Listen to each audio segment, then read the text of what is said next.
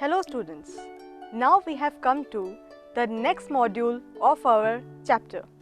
As we have already discussed in the previous module of this chapter, reproduction in plants, that sexual reproduction involves two parents, that is male and female. Before discussing the sexual reproduction in plants, let's recall the structure of the flower, which you have already studied in class 6.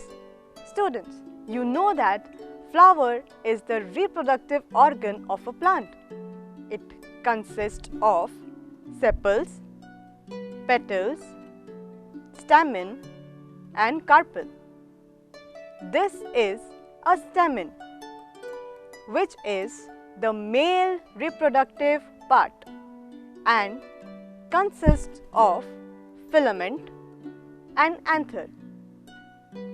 Anther consists of small microscopic bodies called pollen grains, which looks like yellowish powder, and it produces male gametes. Pistil is the female reproductive part, which consists of stigma, style and ovary. Ovary contains one or more ovules, and inside an ovule there is female gamete or egg. Now a question arises: do all the flowers possess both male and female reproductive parts, that is stamen and carpel? No, some flowers possess both the reproductive parts, while some flowers have only one reproductive part, like only stamen or only carpel.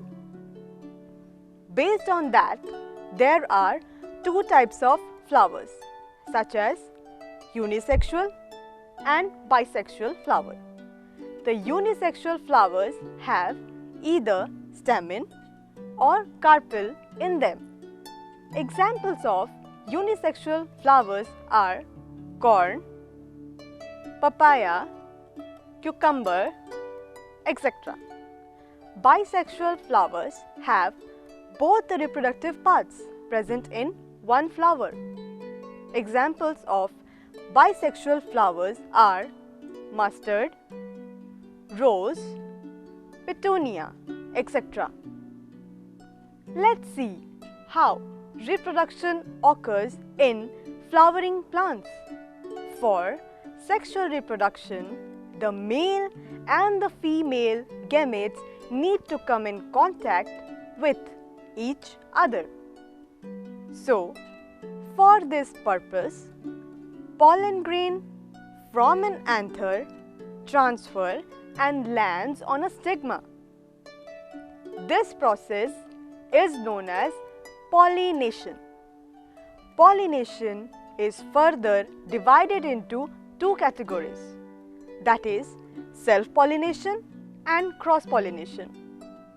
Transfer of pollen grain from anther to stigma of same flower is known as self-pollination, and transfer of pollen grain from anther of one flower to the stigma of another flower of the same plant or that of another plant of same kind is known as cross-pollination.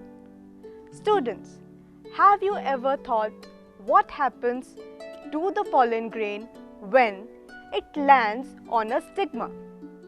Let's see a video. In this video, we saw that pollen lands on the stigma and bursts and produce a pipe-like structure called pollen tube. This pollen tube contains a black dot-like structure that is nothing but male gamete. The pollen tube enters into the ovule present inside the ovary and releases male gamete. the male gamete then fuses with the female gamete present inside the ovule, which results in zygote formation. This process of fusion of gametes is called fertilization.